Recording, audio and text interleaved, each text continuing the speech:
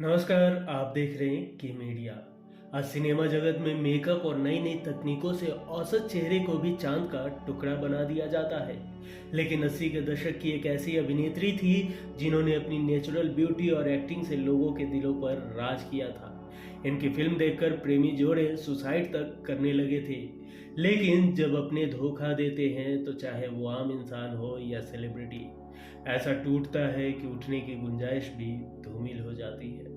और खासकर तब जब पति ही शारीरिक और मानसिक प्रताड़ना दे रहा हो। रति अग्निहोत्री 80 के दशक में हिंदी फिल्म इंडस्ट्री में नंबर 1 एक्ट्रेस में से एक थी। एक दौर था जब उन्होंने एक से बढ़कर एक हिंदी और साउथ फिल्मों में काम किया, खूब नाम कमाया।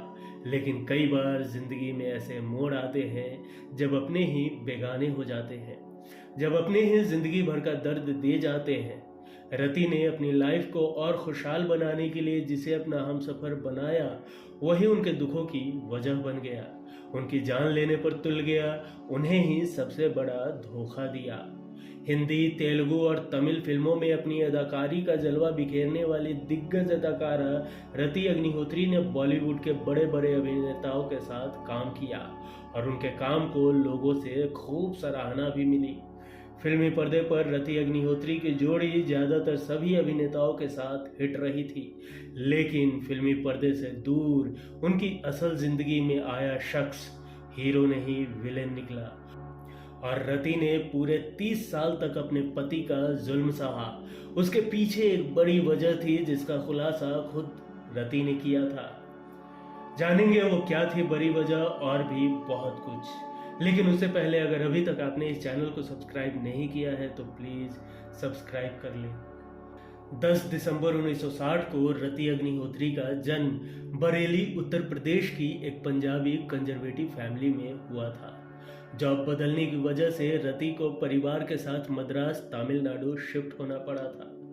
रति की बहन अनीता अग्निहोत्री पहले से ही मॉडलिंग किया करती थी। स्कूल के दिनों में रति की रुचि थिएटर में बढ़ी और उन्होंने थिएटर के साथ मॉडलिंग भी शुरू कर दी। उस समय रति महज 10 साल की थी।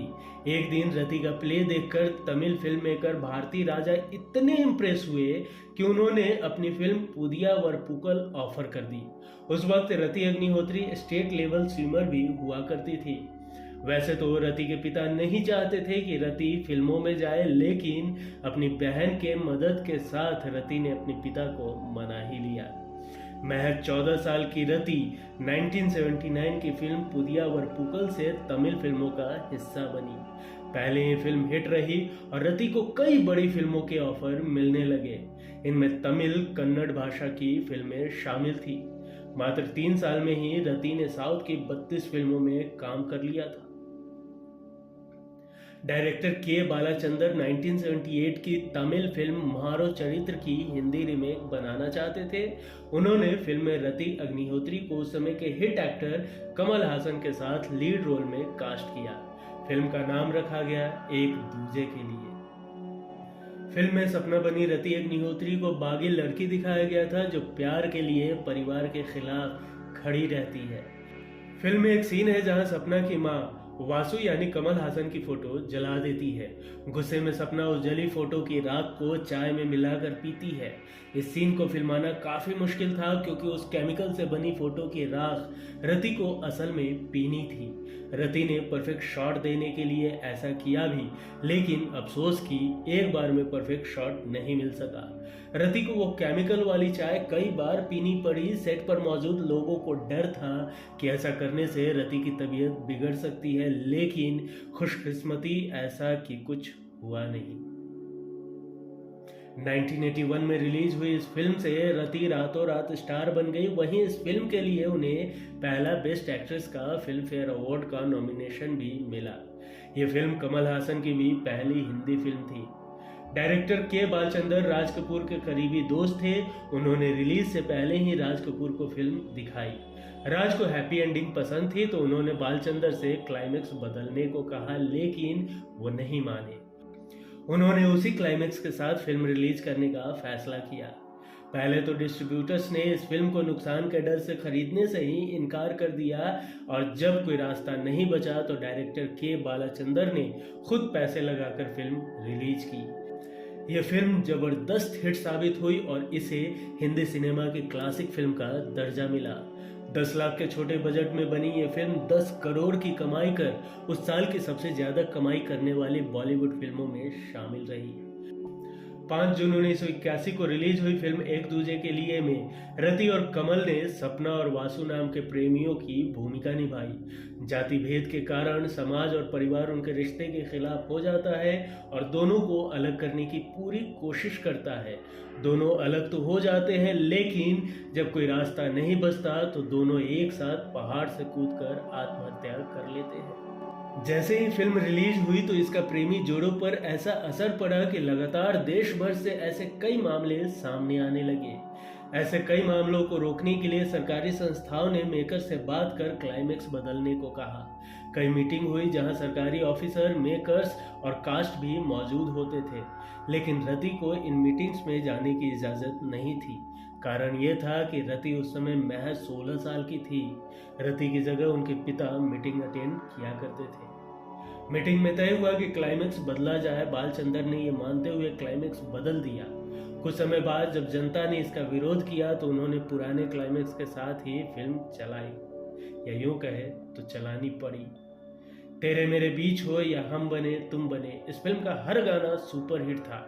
इस फिल्म के बाद तो रति अग्निहोत्री बॉलीवुड की टॉप की अदाकारा बन गई। रति अग्निहोत्री ने अशोक कुमार के साथ शौकीन, उसके बाद कई अन्य फिल्म जैसे स्वामी दादा, अय्यास, मजदूर, मुझे इंसाफ चाहिए, कूली, बॉक्सर, मेरा फैसला, जॉन जॉनी जनार्दन, करिश्मा कुदरत का एक से भले दो, तवायफ, दिल तुझको दिया, दादागिरी, यादें, चुपके से, कांटे, सोचा न था, पहचान, जिम्मी, लक, बिन बुलाए बराती, शादी के साइड इफेक्ट, सिंग इज ब्लिंग जैसी फिल्मों में काम किया।